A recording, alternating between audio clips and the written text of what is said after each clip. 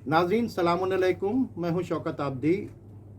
आज एक बहुत ही अहम टॉपिक के ऊपर तबादला ख़्याल करने के लिए हमने दावत दी है डॉक्टर कुद्सी रिजवी साहब को।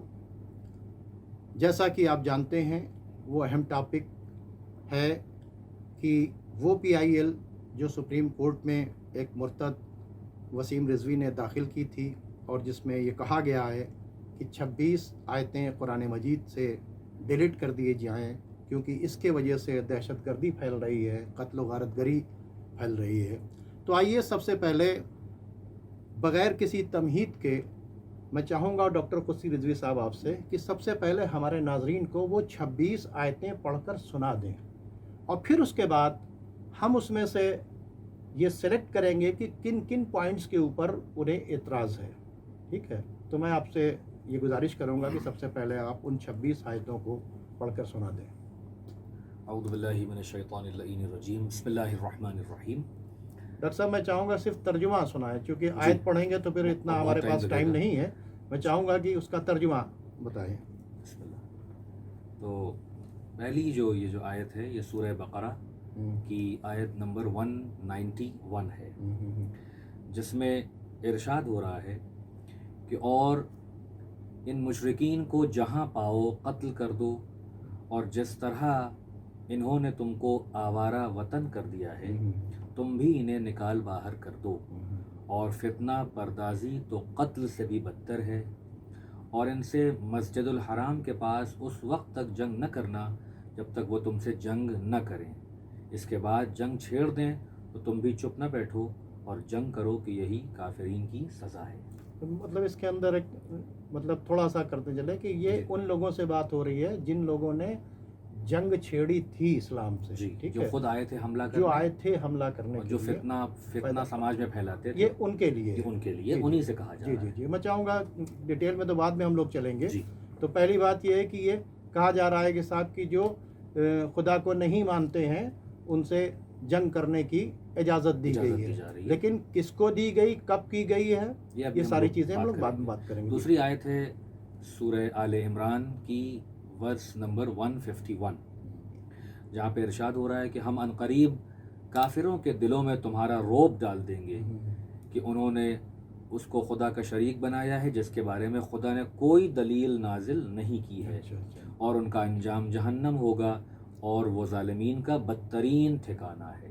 तो ये इसमें भी थोड़ा सा उन्हीं यानी वो लोग कि जिन्होंने अल्लाह के बनाए हुए कानून के ख़िलाफ़ जाकर अपने से अपने इलाह को तैयार कर लिया और बना लिया, और एक अल्लाह को जो खालिक़ कायनात है उसको न मानकर अपनी ख्वाहिशों के मुताबिक अपने बुत तराश लिए, अपने आप जिन्होंने अपने अपने अपना खुदा को खुद बना लिए हैं, और वो सरकश भी हैं, जो ईश्वर को, नहीं गॉड मान को रहे हैं, और अल्लाह को उस नहीं मानते। निराकार ब्रह्म को नहीं मान रहे हैं। ठीक ठीक ठीक। उसके बाद आते हैं हम अगली आयत में कि जो सूरह निसा की आयत नंबर 56 है, जिसमें इरशाद रब्बुल इज़्ज़त हो रहा है, बेशक जिन लोगों ने हमारी आयतों का इनकार किया है हम उन्हें आग में जला देंगे, और जब एक खाल पक जाएगी तो दूसरी बदल देंगे ताकि अजाब का मज़ा चखते रहें। खुदा सब पर गालिब और साहिब हिकमत है। ये खुदा के बारे में बताया गया है। ये खुदा रोज़ क़यामत, डे ऑफ जजमेंट जो काम उस करेगा, दिन ये फैसले होंगे, हाँ, उस दिन ये सज़ा दी ये फैसले दिए जाएंगे उस दिन। इसका इस दुनिया से कोई ताल्लुक नहीं है। मतलब जिस दिन जो है जन्नत और जहन्नम, स्वर्ग और नर्क जी और हेवन और हेल का फैसला होगा। जी। उसके बाद है सूरह निसा की आयत नंबर 101, और जब तुम ज़मीन में सफ़र करो तो तुम्हारे लिए कोई हरज नहीं है कि अपनी नमाजें कसर कर दो, यानी आधी कर लो, अगर तुम्हें कुफ़ार के हमला कर देने का खौफ है कि कुफ़ार तुम्हारे लिए खुले हुए दुश्मन हैं। यानी जो इन्वेडर्स हैं जो तुमको देख रहे थे, मार रहे थे, اور جی تمہاری جان کو خطرہ ہے، جی اس پہ بات چیت یہ اب دیکھیے اس میں بھی 2 منٹ رک کے کہ یہ جو کفار یہاں کہا جا رہا ہے یہ ان جنرل دنیا میں جو بھی خدا کا انکار کر رہا ہے اس کے لیے نہیں کہا جا رہا ہے، صحیح، بلکہ اس کا ایک خاص کانٹیکسٹ ہے جو اسی لوگ مکے اور مدینے میں جو لوگ ہیں کہ جو کفر کرتے ہیں اللہ کی آیتوں کا اور اللہ کے رسول کو نہیں مان رہے اور ہیں. یہ آیت تو رسول اللہ پر نازل ہوئی ہے رسول اللہ پہ نا، نازل کہ اس ہوئی وقت جو ان کی سچویشن تھی اس سچویشن جی کے اوپر جی اس زمانے کے جو کفار ہیں ان کے لیے جو جو جو مطلب ان کو قتل کرنا چاہتے تھے ان سے یہ انہی فتین اور انہی فتنہ پرور لوگوں کے لیے کہا جا رہا ہے. اچھا اس کے بعد اگلی آیت یہ ہے سورہ مائدہ کی آیت نمبر 14. اور جن لوگوں کا کہنا ہے کہ ہم نصرانی ہیں ہم نے ان سے بھی عہد لیا اور انہوں نے بھی ہماری نصیحت یعنی انجیل کے ایک حصے کو فراموش کر دیا تو ہم نے بطور سزا ان کے درمیان عداوت اور بغض کو قیامت تک کے لیے راستہ دے دیا اور عنقریب خدا انہیں ان باتوں سے خبر کرے گا جو وہ انجام دے رہے تھے. یعنی وہ جو انجیل مقدس آسمان سے نازل ہوئی تھی اس وقت جن لوگوں نے اس انجیل کے مطابق ایکشن نہیں کیا اور اللہ کی اس عہد کو توڑ دیا اور اس حصے کو فراموش کر دیا، یہ ان کے لیے بات ہو رہی ہے جو کانسٹیٹیوشن کے خلاف چلے جائیں. پھر سورہ مائدہ کی آیت 51 بھی ہے اور 57 بھی ہے. 51 کہہ رہی ہے کہ ایمان والوں یہودیوں اور عیسائیوں کو اپنا دوست اور سرپرست نہ بناؤ کہ یہ خود آپس میں ایک دوسرے کے دوست ہیں اور تم میں سے کوئی انہیں دوست بنائے گا تو انہی میں شمار ہو جائے گا. بے شک اللہ ظالم قوم کی ہدایت نہیں کرتا. میں چاہوں گا ڈاکٹر صاحب اسے تھوڑا سا ایکسپلین یہاں پر کرتے چلیں، کیونکہ یہاں پہ اکثر یہ ہوتا ہے کہ بھائی دیکھیے عیسائیوں یہودیوں کو دوست نہ بناؤ یا انہیں سرپرست نہ بناؤ. اللہ نے یہ کہا ہے آگے ان کی نشانی ایک بتائی ہے. اسلام جو خود امن و آشتی اور دوستی اور محبت کا مذہب ہے وہ کیسے یہ کہہ سکتا ہے کہ فلاں کو دوست نہ بناؤ. ہاں اسلام نے فطری تقاضوں پہ بتایا ہے کہ کون دوستی کے لائق ہے کون نہیں ہے.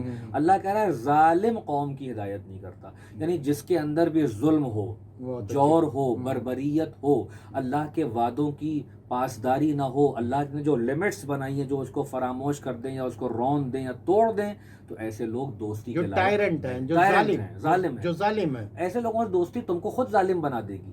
مطلب یعنی کہ اگر آپ ان کو فالو کرو گے، دوست کے مطلب کہ ایک دوست دوسرے دوست کو فالو کرتا ہے. سرپرست بناؤ گے تو یعنی تم ان کے ظلم میں شامل ہو جاؤ. سرپرست کے مطلب وہ جیسا کہیں گے ویسا تم کرو گے. گارجین اگر بنا لیتے ہو تو ایسے لوگوں کو جو ظالم ہیں یہودیوں میں یا نصارہ میں ان کے ساتھ دوستی اس لیے بنا کی کہ تم اگر اس کو دوست بنا لو گے تو آگ بند کر کے ان کی باتوں کو مانو گے، جبکہ اللہ کا کانسٹیٹیوشن جو ہے اور گارجین پر ہے، اور اگر گارجین بناؤ گے تو ان کے اکارڈنگلی چلو گے. اور وہ لوگ ظالم ہیں تو اگر ظالم ہیں تو پھر لوگوں کے اوپر ظلم کریں گے.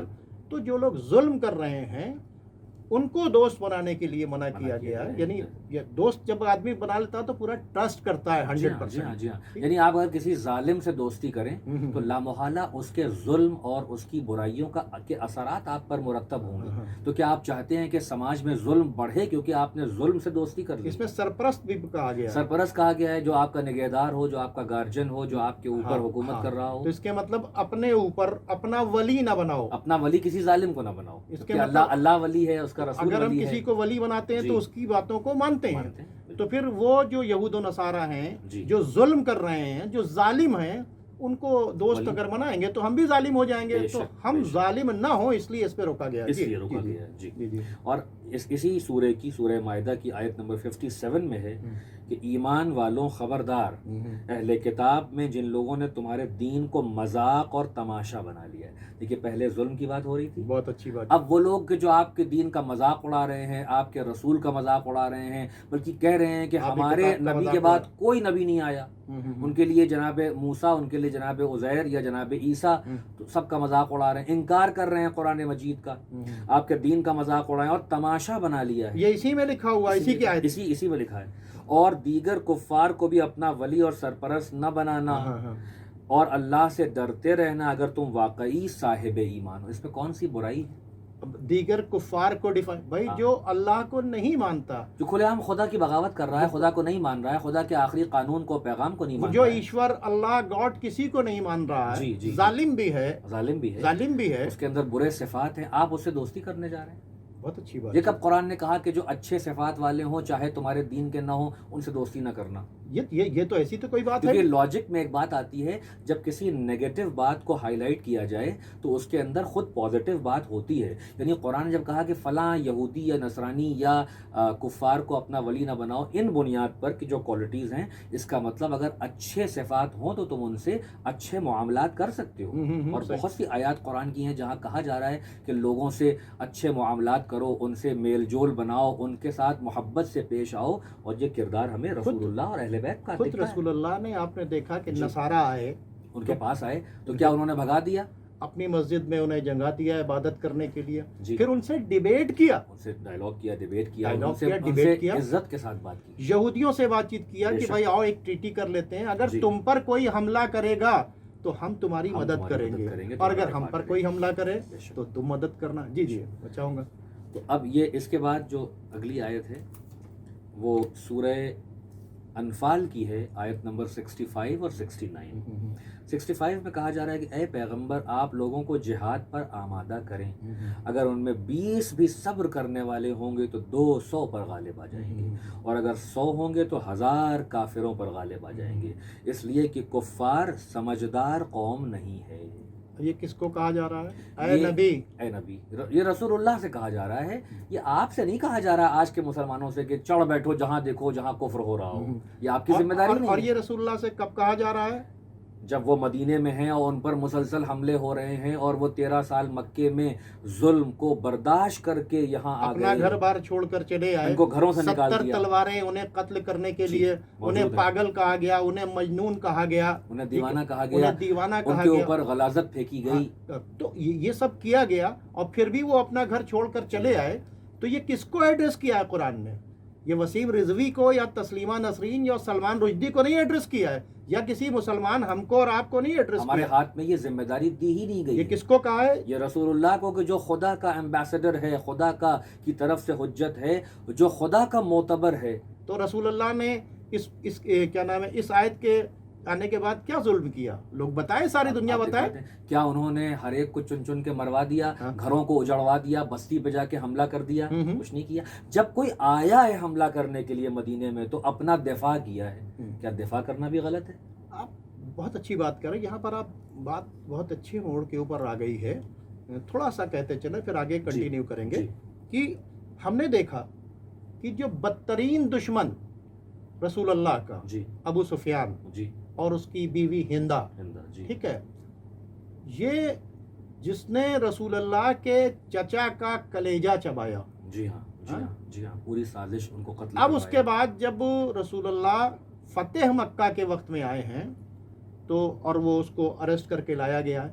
ساری دنیا یہ بتائے کہ اگر کسی کے اوپر کسی کو پاگل کہا گیا ہو، مجنون کہا گیا ہو، ہاں دیوانہ کہا گیا ہو، اس پہ کوڑے پھینکے گئے ہوں، اس کو گھر سے نکال دیا گیا ہو، شہر چھڑوا دیا گیا ہو، وہ پتیاں کھانے کے اوپر مجبور ہو گیا ہوگا، اس کو 70 تلواریں قتل کرنے کے لیے ہوں، اس کے بعد اس کو باہر نکال دیا گیا ہو، وہ دوسرے کنٹری کے اندر رہ رہا ہو، اس کے اوپر پے در پے حملے ہو رہے ہوں، اور اس کے بعد جب وہ فتح کرنے کے بعد مکی کو پہنچتا ہے، اس کے بعد اس کے سامنے وہ دشمن کھڑا ہوا ہے جس نے کلیجہ چبایا.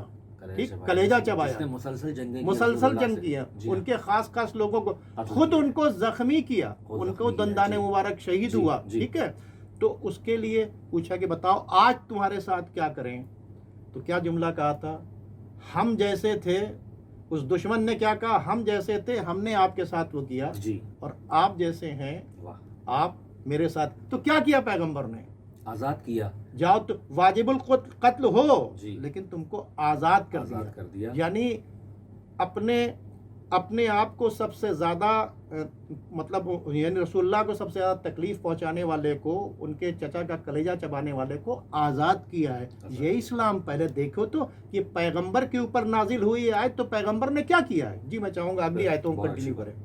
اور ورس نمبر 69 سورہ انفال کی، اس میں اللہ کہہ رہا ہے کہ بس اب جو مال غنیمت حاصل کر لیا ہے اسے کھاؤ کہ وہ حلال اور پاکیزہ ہے، اور تقوی الہی اختیار کرو کہ اللہ بہت بخشنے والا اور مہربان ہے۔ یہ مال غنیمت پر بار بار اعتراض کر رہے ہیں، بھئی یہ مکے اور مدینے کی جنگوں کی بات ہے، جنگ سے جو چیز حاصل ہوتی ہے پوری دنیا میں، آپ پوری ہیومن سویلائزیشن میں جتنی بھی جنگیں ہوئی ہیں، ابھی امریکہ اور انڈیا سے اگر جنگ ہو جائے اور انڈیا امریکہ کے اوپر قبضہ کرے تو اس کا جو مال ملے گا اسی کو مال غنیمت کہتے ہیں۔ وہ ساری پراپرٹی کیا کریں گے؟ آپ اسے کیا سمجھ رہے ہیں بھائی؟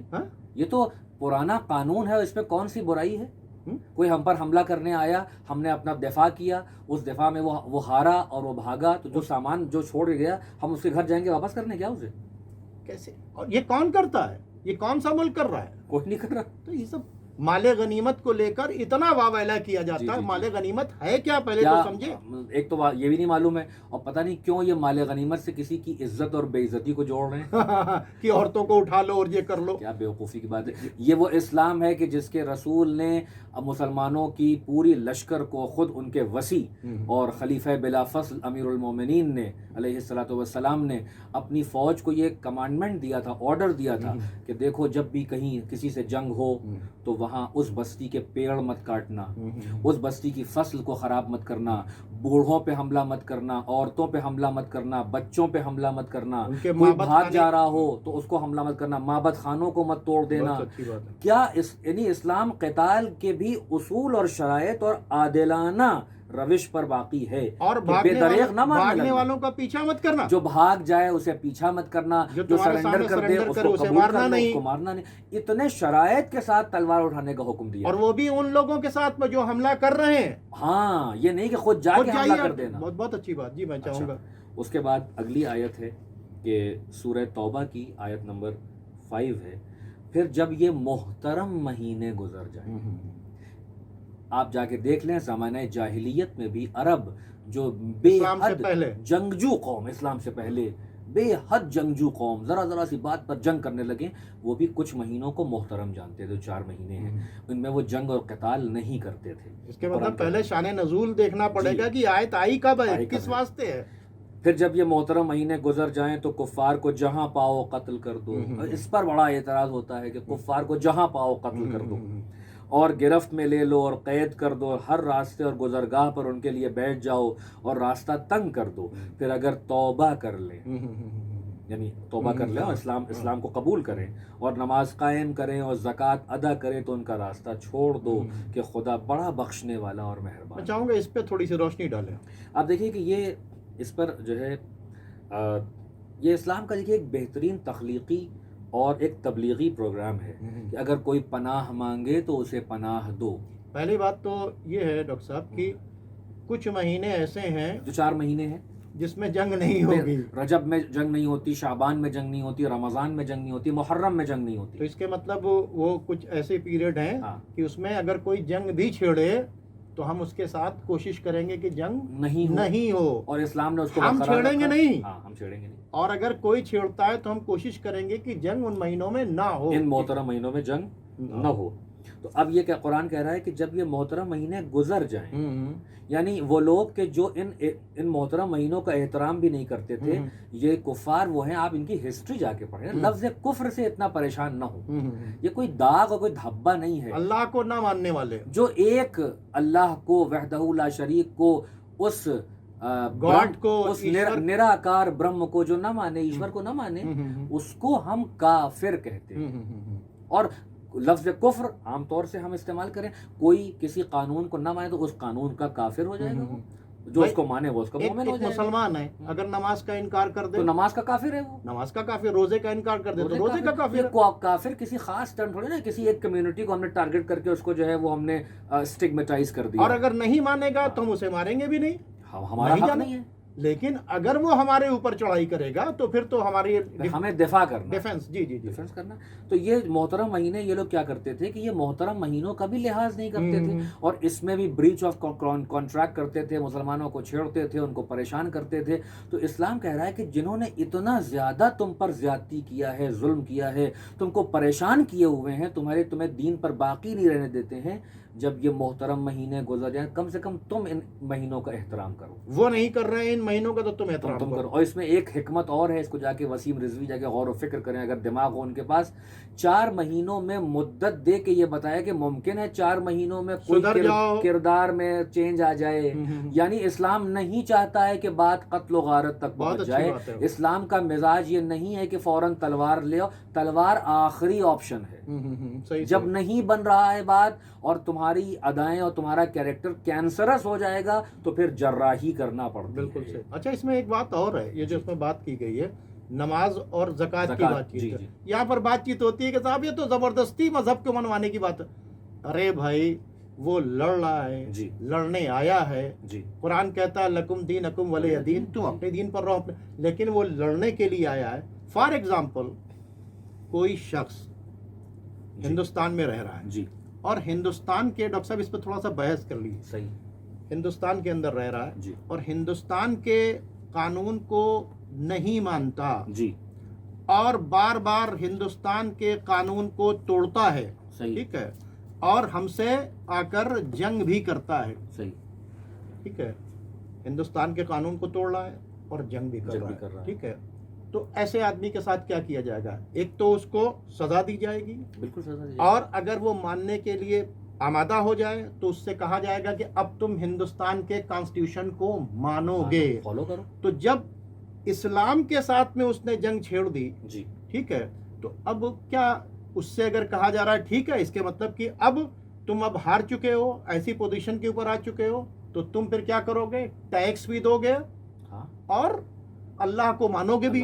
تو جس طرح سے ایک قانون کے توڑنے والے کو, ٹھیک ہے, ہندوستان کے قانون کے توڑنے والے کو ہندوستان کے قانون کا پابند کیا جائے گا, بے شک, اسی طریقے سے وہ لوگ جو نہیں مانتے نہیں مان, لیکن اگر آپ سے لڑنے کے لیے آ گئے جی, تو اب آپ, ایک تو لڑائی ہوئی, آپ نے جو لڑتا رہا آپ نے اسے قتل کر دیا, اب جو بچا ہے, ٹھیک ہے, اور سرنڈر ہو رہا ہے, تو کن کنڈیشنز کے ساتھ میں سرنڈر ہوگا؟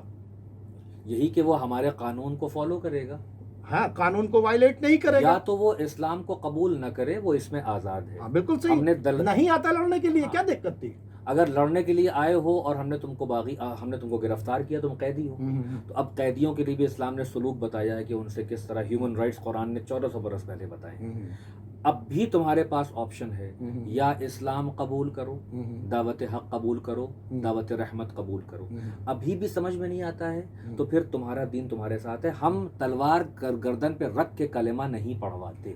ہمارا صرف سب سے بڑا فوکس یہ ہے کہ ہم اس سے لڑنے کی بات چیت کرتے ہیں جو ہم سے لڑنے کے لیے آیا, بس اس سے لڑنے کی بات ہوتی ہی نہیں. وہ خدا کو نہیں مانے, وہ کسی دین کو نہیں مانے, وہ کچھ بھی کر رہا, آزاد ہے, آزاد ہے. ہاں, اگر وہ کسی اسلامی حکومت میں اس حکومت کے خلاف کام کرے یا وہاں کے امن کو بگاڑے, وہاں فتنہ پیدا کرے, تو پھر اس کی سزا ہوگی, اس کو پکڑا آپ یہ جائے گا. بتائیے, پینلٹی تو مکہ چھوڑ کر چلے آئے تھے مکہ نا, مدینے سے. اب مدینے میں کس کا نظام چل رہا تھا؟ اسلامی نظام ہے, حکومت اسلامی قائم. اس کو چیلنج کرنے کے لیے کون آئے؟ کفار و مشرکین آ رہے ہیں, چڑھائی کر رہے ہیں. اب جب یہ چڑھائی کر رہے ہیں تو پھر اور ان کو کیا کرنا پڑے گا؟ پھر ان سے ایک تو لڑنا پڑے گا, دوسرے بات اگر ان کو کر لیا تو ان کو فالو کرنا پڑے گا. اگر یہ سرنڈر ہو گئے, میں رہنا چاہتے ہیں, اگر ہمارے یا تو ہمارے نظام سے باہر چلے جائیں, آپ واپس مکے چلے جائیں. تو یہ تو مدینے کے اندر جو ساری چیز, جی میں چاہوں گا کہ اور چیزوں کو بھی کنٹینیو کیا جائے کیونکہ وقت بہت کم رہتا ہے اور ساری باتوں کو کرنا ہے.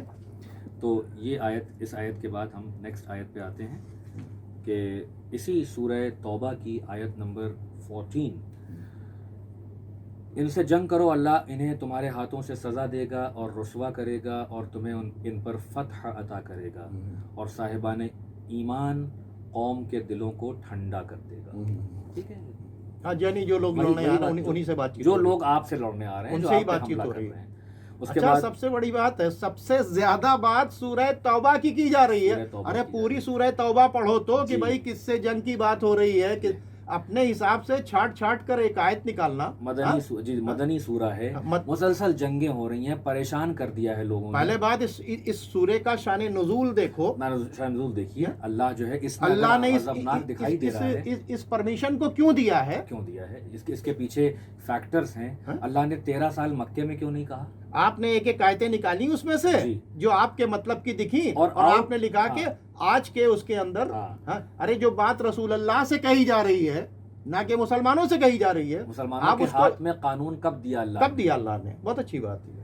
اس کے بعد سورہ توبہ کی آیت نمبر 23، اس میں اللہ کہہ رہا ہے کہ ایمان والوں خبردار اپنے باپ دادا اور بھائیوں کو اپنا دوست نہ بناؤ اگر وہ ایمان کے مقابلے میں کفر کو دوست رکھتے ہوں، اور جو شخص بھی ایسے لوگوں کو اپنا دوست بنائے گا وہ ظالموں میں شمار ہوگا۔ کتنی کلیئر بات ہے، کتنی کلیئر کٹ بات ہے۔ اگر ہم ہندوستانی ہیں جی، اور میرے ماں باپ مان لیجئے کہ ہمارے ماں باپ دشمن ملک کو دشمن ملک کے ساتھ میں فالو جڑے کرتے ہوئے ہیں، تو ان کیا کو ہم اپنے فالو ماں کر باپ رہے کو ہیں، سے دوستی رکھیں گے؟ تو پھر یہ کتنا کلیئر کٹ۔ کانسٹیٹیوشن کے خلاف جو چلا جائے، اس کے مطلب اسلام میں ہے، جی، ٹھیک ہے، اور اسلام کے خلاف بات کر رہے ہیں تو یہ تو ماں باپ کے بارے میں بھی کہا گیا ہے۔ اور یہ قرآن کا یعنی آپ دیکھیے کتنا عادلانہ نظام ہے کہ اگر تمہارے بھائی اور ماں باپ بھی ہوں ہاں، تو تمہیں ان کے کفر کی پیروی نہیں کرنا ہے، ان کے ظلم کی پیروی نہیں کرنا ہے۔ تو اب اگر اللہ کو تم مانتے ہو تو اللہ کے کانسٹیٹیوشن کو جو توڑ رہا ہے یا اس کو نہیں مان رہا، بات دوسری ہے۔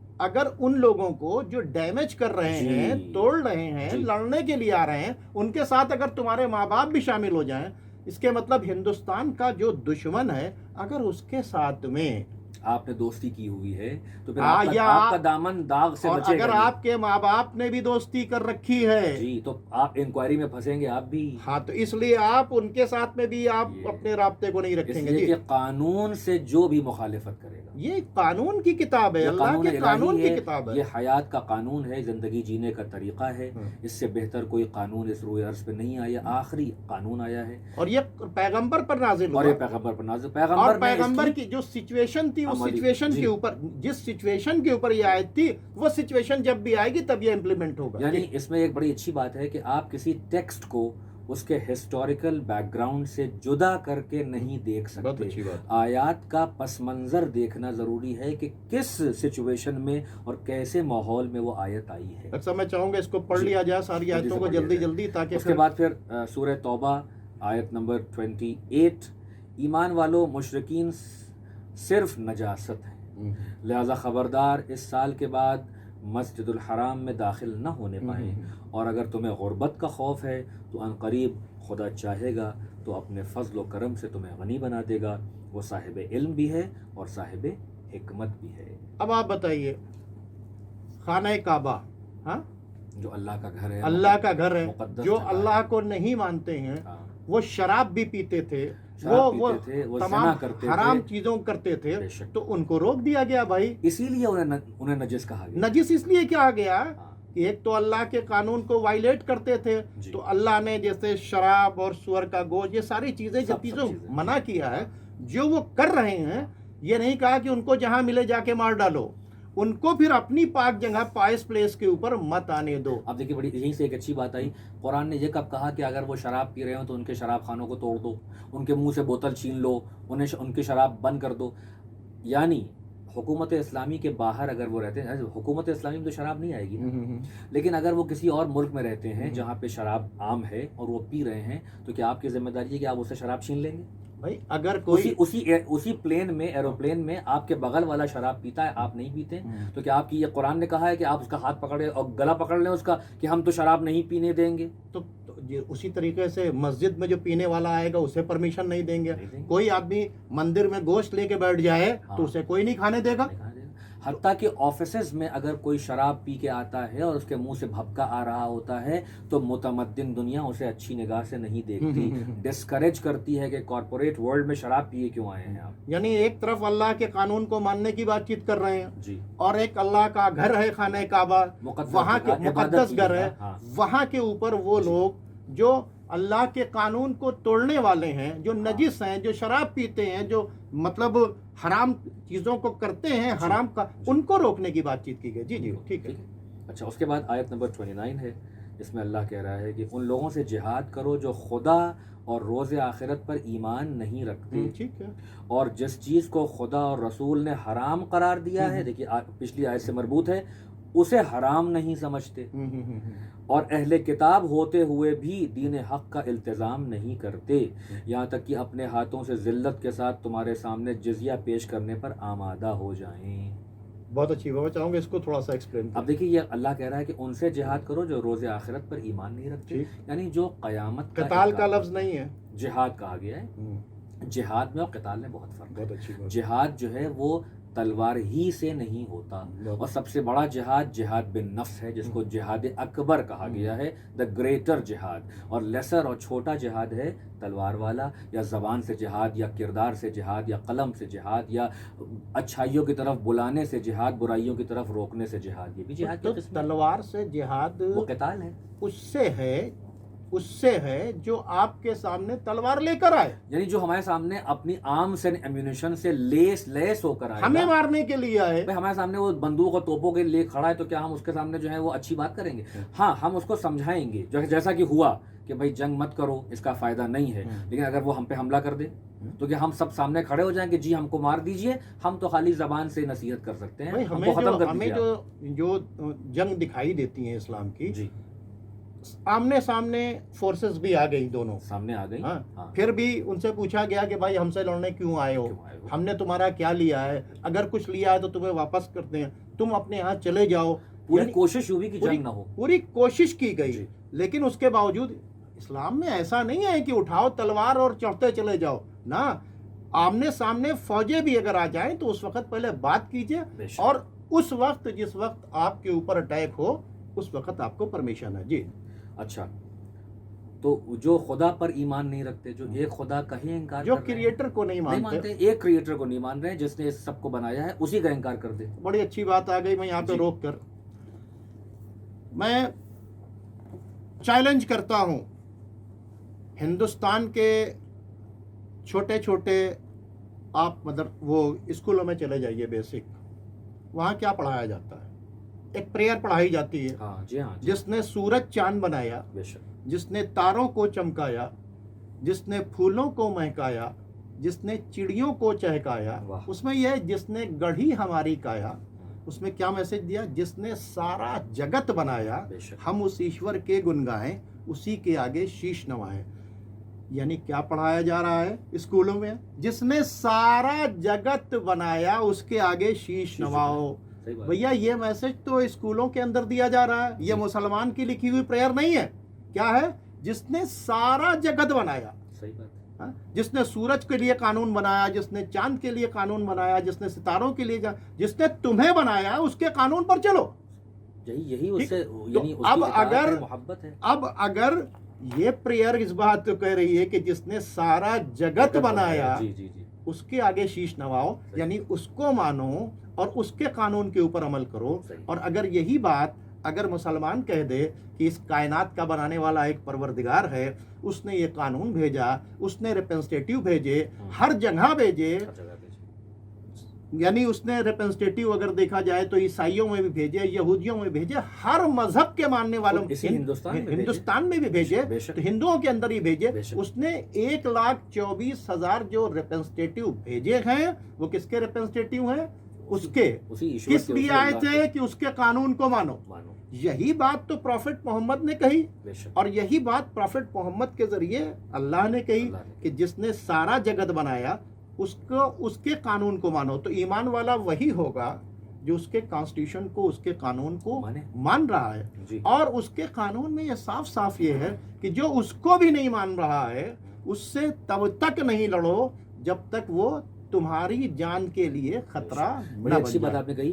کوئی کہہ سکتا ہے جو سیٹنک مائنڈ کا ہے، شیطانی دماغ کا ہے، وہ صرف اس آیت کو نکالے گئے، دیکھیے کہا جا رہا ہے کہ جو اللہ کا انکار کرے اور قیامت کا انکار کرے اسے جہاد کرو، جبکہ وہ یہ بھول رہا ہے کہ یہ ایک آیت نہیں ہے، اس کے پیچھے بہت سی آیات ہیں، یہ پورا نیٹ ورک ہے آیات کا۔ آپ کو ہر آیت کے پیچھے پس منظر اور آپس میں کنیکٹ کر کے دیکھنا ہوگا۔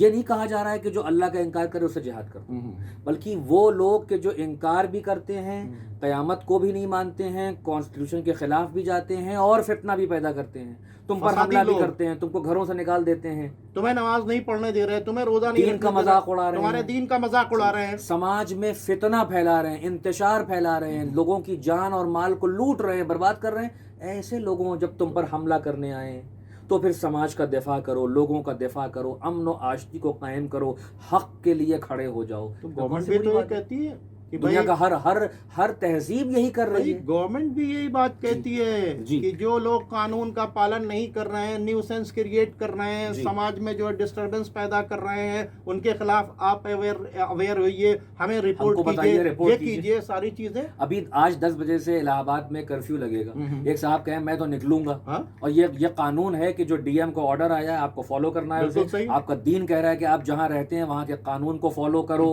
اور یہ اللہ کی طرف سے بھی یعنی یہ ہے اپنی جان کی حفاظت کرو، دوسروں کی حفاظت کرو، قانون کو فالو کرو۔ ابھی آپ باہر نکل جائیں پھر کیا ہوگا؟ پولیس والے ماریں گے، پولیس آپ کو پکڑ لے، پینالٹی دے، آپ کو جیل بند کرے، تو آپ کہیں یہ دیکھیے یہ ظالم ہے، یہ ہم پر ظلم کر رہے ہیں، دیکھیے ہم پہ ظلم کر رہے ہیں۔ آپ نے خود کیا کیا؟ انیشیٹو کس نے لیا؟ قانون کس نے توڑا؟ اسی طرح کفار مکہ نے قانون توڑے ہیں تب ان کو جواب دیا جا رہا ہے۔ اچھا، اس کے بعد سورہ توبہ کی آیت نمبر 37 ہے۔ سب سے زیادہ سورہ توبہ پر، پوری سورہ توبہ کیوں نہیں پڑھ لی لوگوں نے؟ ایمان والوں، تمہیں کیا ہو گیا ہے کہ جب تم سے کہا گیا کہ راہ خدا میں جہاد کے لیے نکلو تو تم زمین سے چپک کر رہ گئے؟ کیا تم آخرت کے بدلے زندگانی دنیا سے راضی ہو گئے ہو؟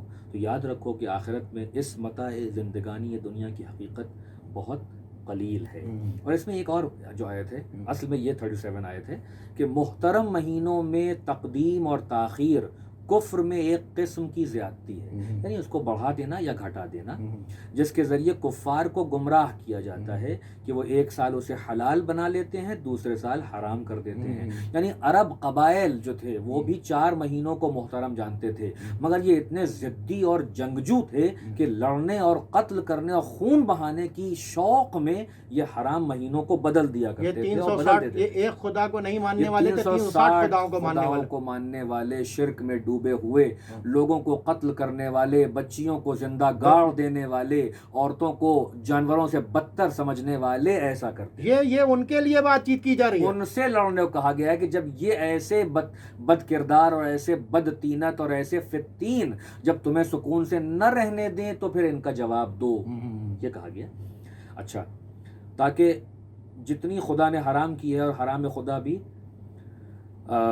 حلال ہو جائے، ان کے بدترین اعمال کو ان کی نگاہ میں آراستہ کر دیا گیا ہے، اور اللہ کافر قوم کی ہدایت نہیں کرتا ہے۔ پھر وہی بات ہو گئی، جو انکار کر رہا ہے اس کی بات چیت ہو رہا ہے، یعنی سارے جگت کے بنانے والے کا قانون کے بجائے جو ہے اپنے حساب سے چلنے والا۔ جب آپ نے اس ایک اللہ سے ہدایت نہیں لی ہے تو پھر آپ کی ہدایت کیوں ہوگی؟ ارے اس کے مقابلے آپ نے 360 خدا خود بنا لیے، یعنی کریٹر کے مقابلے میں کریٹر بنا لیں، اور ایک نہیں 360 بنا لیں، اور پھر آپ اس پہ ڈٹے رہیں کہ آپ بھی اس کو مان لیجیے کہ ایشور ایک نہیں ہے 360 ہے، آپ بھی مانیے۔ رسول اللہ سے کہا کہ ہم 361 مان لیں گے مگر ہمارے خدا کو برا نہ کہیے۔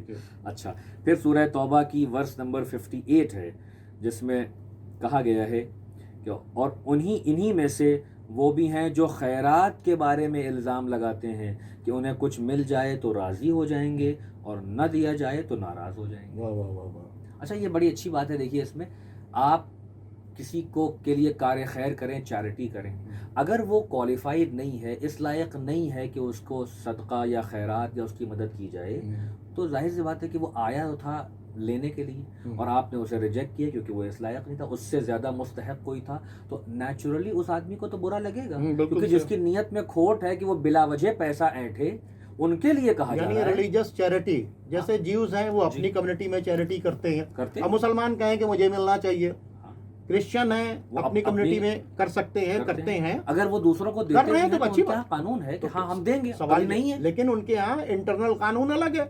اسی طریقے سے مسلمانوں کے پاس جو زکوٰۃ ہے وہ کس کا؟ غریب، وہ اپنے مسلمان، ان لوگوں کا رائٹ ہے، جو غریب طبقے ہیں ان کی، اور اسلام میں पड़ोसी की बात लिए अलग अलग चीजें हैं कि पड़ोसी पड़ोसी में अगर सबको है, चाहे अगर नॉन मुस्लिम है तो उसका तो पूरा उसके लिए ख्याल भी- रखा जाएगा। तो इसके मतलब जी देखिए बहुत अच्छी बात है। जी अगर आज गवर्नमेंट ऑफ इंडिया एससी और एसटी के लिए कोई कोटा फिक्स कर रही है, तो आवाजें उठ रही हैं। हाँ, उसमें अगर हम ये कहने लगे नहीं साहब हमको भी मिले, या माइनॉरिटीज को या एससी एसटी को कोई फैसिलिटी दे रही है, हाँ तो हम परेशान हैं कि नहीं हमें मिलना चाहिए।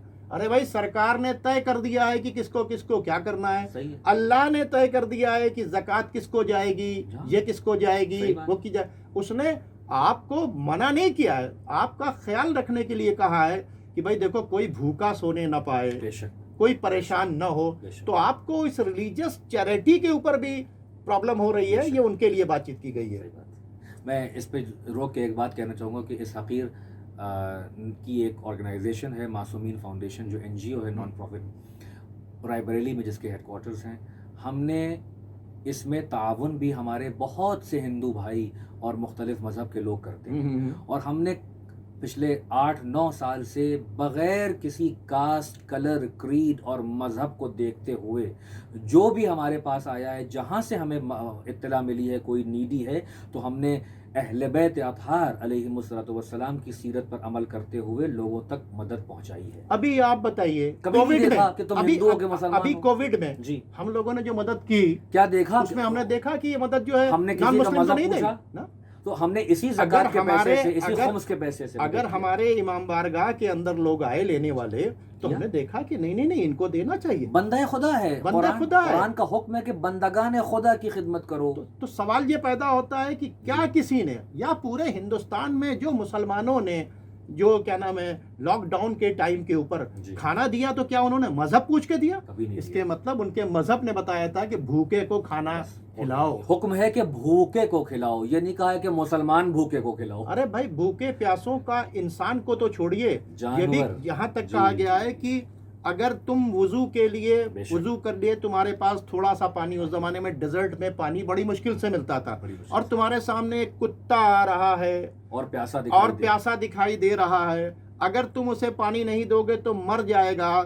तो अब तुम्हें क्या करना है, उसको पानी पिला दो, ये है उसकी इस्लाम। जान बचाओ। ये। और अगर तुमने पानी नहीं पिलाया और वुजू करके नमाज पढ़ ली, तो तुम्हारी नमाज तुम्हारे मुंह पर मार दी जाएगी। ये प्रॉफिट ने हमको सिखाया। ये है तालीम कुरान, ये है तालीम रसूलुल्लाह, ये है तालीम इस्लाम। ये है तालीम इस्लाम। जहाँ जानवरों के हुकूक को पामाल ना किया जा रहा हो, जानवरों के हुकूक को सामने रखा जा रहा हो, वहाँ बंदगाने खुदा को कैसे कोई बेदरिया कत्ल कर जी दे। बचाऊंगा, कंटिन्यू करें। उसके बाद आयत आती है सूरह तौबा की आयत नंबर 111 है। सारी बातें सूरह, ज़्यादा बार बार से- नाज़रीन गौर कीजिए, पूरी सूरह तौबा क्यों नहीं लोग उठा के पढ़ लेते हैं? सूरह तौबा में से आयतें निकालने अच्छा, के और बाद कुरान मजीद में जितने भी सुनने वाले हैं, जो भी देखेंगे इसको, प्लीज़ इस बुक की कमेंट्रीज मौजूद हैं, ऑथेंटिक कमेंट्रीज हैं। आयात का पस मंज़र, हिस्टोरिकल बैकग्राउंड, उसकी उनकी तशरीह, उनका एक्सप्लेनेटरी नोट्स, उनके साथ इस कुरान को पढ़िएगा।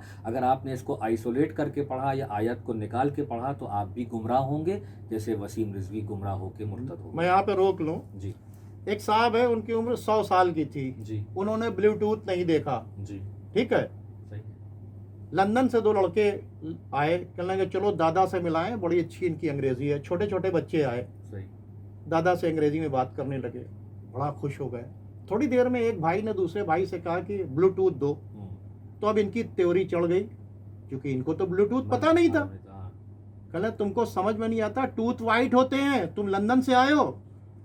अब वो हंस रहा है कि इनको ब्लूटूथ नहीं पता। तो भैया, जब जो ऐप है, जो टेक्निकल टर्म है, अगर नहीं जानेगा तो बूढ़ा क्या कहेगा कि नीले दांत नहीं होते हैं, वो इस बच्चे के दांत तोड़ देगा, और बच्चा इनके ऊपर हंसेगा कि इसकी साहब 100 साल के हो गए, ने ब्लूटूथ नहीं पता। तो आप समझे कि ये कब नाजिल हुआ, क्यों नाजिल हुई, ये आयतें किस वास्ते हैं, पहले से समझे। जी मैं चाहूँगा। अच्छा, अब ये आयत है सूरह तौबा की आयत नंबर 111। इसमें कह रहा है अल्लाह के बेशक अल्लाह ने साहिबान ईमान से उनके जान और माल को जन्नत के एवज़ ख़रीद लिया है کہ یہ لوگ راہ خدا میں جہاد کرتے ہیں، دشمنوں کو قتل کرتے ہیں اور پھر خود بھی قتل ہو جاتے ہیں. یہ وعدہ برحق توریت، انجیل اور قرآن ہر جگہ ذکر ہوا ہے. اور خدا نے زیادہ اپنے عہد کا پورا کرنے والا، اور خدا سے زیادہ اپنے عہد کا پورا کرنے والا کون ہوگا؟ تو اب تم لوگ اپنی اس تجارت پر خوشیاں مناؤ جو تم نے خدا سے کی ہے، یہی سب سے بڑی کامیابی ہے. اس میں وہی بات ہو رہی ہے. اس کے مطلب اس میں یہی میسج گیا مولانا صاحب، کیا نام ہے ڈاکٹر صاحب، جی، کہ توریت بھی اس کی کتاب ہے، زبور بھی اس کی کتاب ہے، توریت، انجیل و قرآن انجیل کی ہر جگہ کتاب ہے، یہی بات آ رہی ہے. قرآن بھی اس کی کتاب ہے. تو اس کے مطلب اگر دیکھیں تو قرآن توریت کا بھی احترام سکھا رہا ہے، انجیل کا بھی، زبور کا بھی، تمام آسمانی اسکرپچرز کا اور قرآن کا بھی.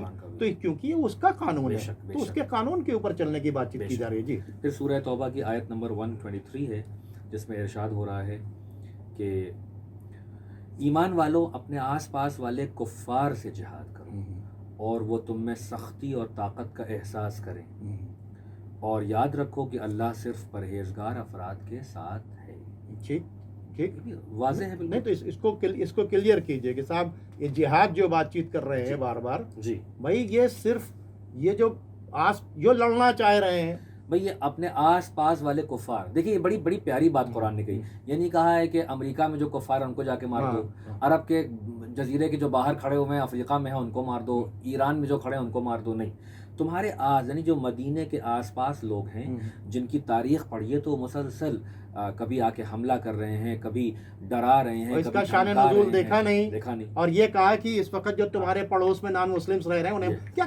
اب اگر کوئی اس سے کہے کہ یہ طالبان اور یہ ISIS یہ سب لوگ ہیں تو ہم ان سے کہیں گے کہ یہ طالبان اور ISIS اور جتنی بھی آرگنائزیشنز ہیں کہ جنہوں نے بے دریغ فقط مسلمانوں کو نہیں بلکہ غیر مسلمین کو بھی مارا اور قتل کیا، ان کے عمل کو آپ قرآن کی تفسیر بنانے کا حق کس نے دیا آپ کو؟ ڈاکٹر صاحب اس پہ ہم لوگ بعد میں بات چیت کریں گے. وہی کام جو ملا عمر، اسامہ بن لادن، ابو بکر بغدادی نے کیا مس انٹرپریٹ کر کے، وہی کام تو وسیم رضوی، تسلیمہ نسرین اور سلمان رشدی کر رہے ہیں.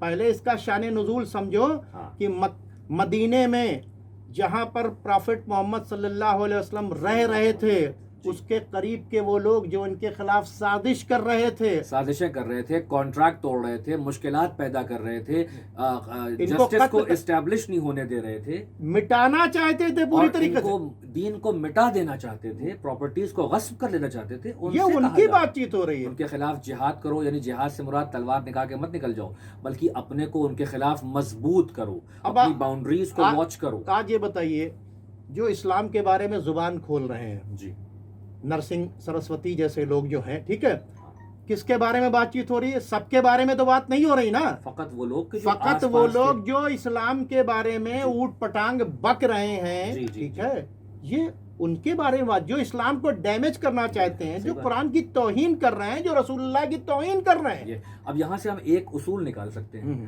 قرآن نے جہاد کہا ہے، اس آیت قتال نہیں کہا. یعنی اگر اس زمانے میں بھی کوئی ہمارے آس پاس یا انٹرنیٹ پر قرآن کے خلاف دشمنی کا اظہار کرے، آیات کو توڑ موڑ کے پیش کرے، اسلام کے پیسفل میسج کو ٹویسٹ اور ڈسٹارٹ کر کے پیش کرے تو ہم اس سے جہاد کریں گے، یعنی ہم اس سے وربل ڈائلاگ کریں گے، ریشنل جواب دیں گے، یہ ہم کر رہے ہیں، علمی بات کریں گے، یہ ہم کر رہے ہیں، یہ جو ہم لوگ بیٹھ کے کر رہے ہیں، یہ ہے علمی جہاد. یہ قتال نہیں ہے، یہ جہاد ہے. یہ ہم جو کر رہے ہیں، بندوق نکال لی، کون سا بم بلاسٹ کر دیا ہم نے، کون سی ایمونیشن نکال دی، یہ ہم قرآن لے کر اس کو ایکسپلین کر رہے ہیں، یہ ہے جہاد جو ہم کر رہے ہیں. اس کا حق ہمیں اللہ نے دیا ہے کہ اگر تم جانکار ہو تو پھر ایسے فتین لوگوں کو جواب دو جو فساد پیدا کرنا چاہتے ہیں، جو نفرت پھیلا رہے ہیں، جو ہندوستان کو توڑنا چاہ رہے ہیں، ہم ایکسپلین کر رہے ہیں نا ہم لوگ جہاد. یہ کتاب لے کے جہاد تو ہی کر رہے ہیں. اگر کوئی ہندوستان کے کانسٹیٹیوشن کے خلاف بکواس کرے، اس کے قانون کو توڑ کے پیش کرے، اس کے قانون کے خلاف بغاوت کرے تو ہم اسی طرح جواب دیں گے جیسے ابھی جواب دیں گے. ہم سمجھائیں گے، اس کو کہیں گے، اس کو ریزننگ دیں گے، ظاہر سی بات چیت ہے، اور کہیں گے کہ ایکسپرٹ سے بات چیت کرو بھائی، تمہارے سمجھ میں نہیں آ رہا. کیا وسیم رضوی صاحب نے کسی قرآن کے مفسر اور ایکسپرٹ سے رجوع کیا، پوچھا کہ بھئی یہ آیات کیسی ہیں، یہ کیا مطلب ہے؟ آپ نے تو خود ایک فتویٰ جاری کر دیا. تسلیمہ نسرین نے پوچھا، سلمان رشدی نے پوچھا؟ نہیں پوچھا. آپ کو قرآن کی بلاغت کا، عربی گرامر کا، ہسٹوریکل بیک گراؤنڈ کا، قرآن کے ادب کا جب زیرو علم ہے تو آپ نے کیسے فتویٰ جاری کر دیا؟ بہت اچھی بات ہے. جی بھائی، اس کے بعد آتے ہیں ہم، اب کچھ آیات بچی ہیں کیونکہ وقت بھی کم ہاں، ہے. اس کو جلدی کر لیا. سورہ انبیاء کی یہ آیت نمبر 98 ہے، اس میں کہا جا رہا ہے کہ یاد رکھو کہ تم لوگ خود اور جن چیزوں کی تم پرستش کر رہے ہو سب کو جہنم کا ایندھن بنایا جائے گا اور تم سب اسی میں وارد ہونے والے ہو۔ یہ کون کہہ رہا ہے؟ اللہ کہہ رہا ہے، اپنے رسول کے ذریعے کہہ رہا ہے ان لوگوں سے کہ جو اسلام آنے کے بعد اور اس کے میسج کے کانسٹیٹیوشن کے وضاحت کے بعد بھی نہیں مان رہے ہیں اور اپنی سرکشی پہ ڈٹے ہوئے ہیں۔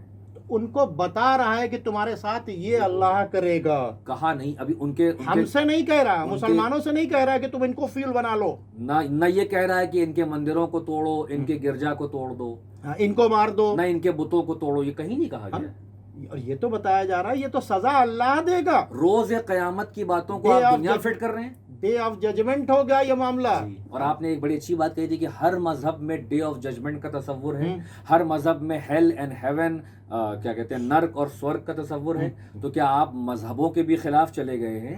لا مذہب ہو گئے ہیں آپ جا کے دیکھیے گیتا کے اندر جو ہے نرک میں کون جائے گا، آپ جائیے بائبل کے اندر دیکھیے کہ نرک میں کون جائے گا، آپ دیکھیے کہ نرک ہے کیا، جہاں جلے گا آدمی، نرک کے مطلب آگ ہے، برے لوگوں کو جہاں، اور ایسے برے کہ جن کی برائی جو ہے وہ یہاں سے وہاں تک انسانیت کے لیے نقصان دہ ہے، جنہوں نے ظلم کیے، 10 لوگوں کو قتل کیا، آپ اس کو سزا دے سکتے ہیں؟ جی نہیں دے سکتے سزا۔ اچھا، اس کے بعد آتے ہیں اگلی آیت پر کہ یہ سورہ سجدہ کی آیت نمبر 22 ہے، جہاں پہ اللہ کہہ رہا ہے کہ اور اس سے بڑا ظالم کون ہے جسے آیات الہیہ کی یاد دلائی جائے اور پھر اس سے وہ منہ موڑ لے تو ہم یقیناً مجرمین سے انتقام لینے والے ہیں۔ اس کے مطلب اگر ہندوستان کا قانون کسی کو یاد دلایا جائے اور اس کے بعد بھی نہ مانے، یعنی وہ سرکشی کرے تو قانون نافذ کرنے والی ایجنسی کیا کرے گی؟ اس کو پکڑے گی، اس کے سزا دے گی، سخت سزا دے گی۔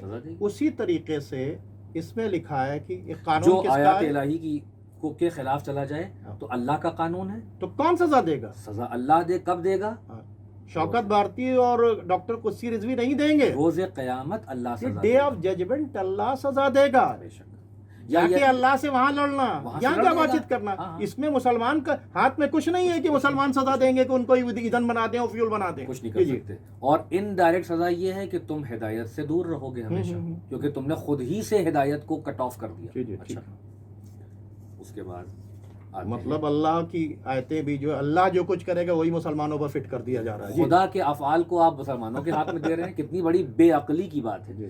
سورہ احزاب کی آیت نمبر 61 جس میں ارشاد ہو رہا ہے یہ لعنت کے مارے ہوئے ہوں گے، جہاں مل جائیں گرفتار کر لیے جائیں اور ان کے ٹکڑے ٹکڑے کر دیے جائیں۔ ڈاکٹر صاحب یہاں رک جائیے، یہاں رک جائیے، لیکن ہمیں دیکھنا ہوگا، نہیں ایک بات دیکھنا ہوگا۔ اللہ پہلے قانون کو دیکھیں، اللہ لعنت کس پر کرتا ہے؟ ظالمین پر، یعنی اتیاچاریوں کے اوپر جو ظلم کر رہے ہیں، فساد۔ اللہ لعنت کس پہ کرتا ہے؟ بے گناہوں کا قتل کرنے والوں پر۔ اللہ لعنت کس پر کرتا ہے؟ جھوٹوں پر لعنت، ٹھیک ہے۔ اللہ لعنت کس پہ کرتا ہے؟ فاسق برے لوگوں کے اوپر لعنت کرتا ہے۔ اللہ لعنت کس کے اوپر کرتا ہے؟ جو اس کا انکار کرتے ہیں۔ صحیح بات۔ تو پھر یہ کس کے اوپر ہے؟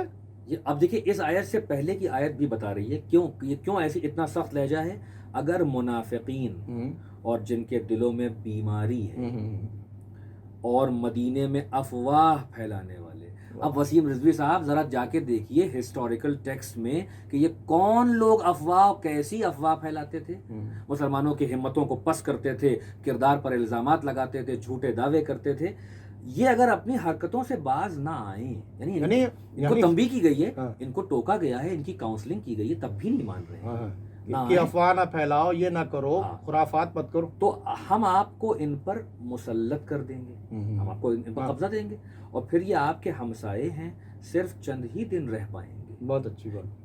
یہ جو حرکتیں کر رہے ہیں اور نہیں مان رہے ہیں اور نظام اسلامی اور حکومت اسلامی کے امن کے خلاف کھڑے ہوئے ہیں، یہ رسول اللہ سے کہا جا رہا ہے، کیونکہ رسول اللہ جو ہے وہ قانون کو امپلیمنٹ کروانے والے ہیں، اپنا کیریکٹر دکھا چکے تھے کہ میں سچوں کے ساتھ ہوں، میں صبر کرنے والوں کا ساتھ ہوں، میں مظلوموں کے ساتھ میں ہوں۔ یہ آخری حد بتا رہا ہے قرآن کہ جب بالکل ان کا کوئی علاج نہ ہو، بہت اچھی بات، تو پھر ان کو ختم کرو، اس لیے کہ ان کے ہونے سے بیماریاں بڑھ رہی ہیں، یہ فساد پھیلا رہے ہیں۔ اس کے بعد آتے ہیں سورہ فصلت کی یہ آیت 27 اور 28 ہے.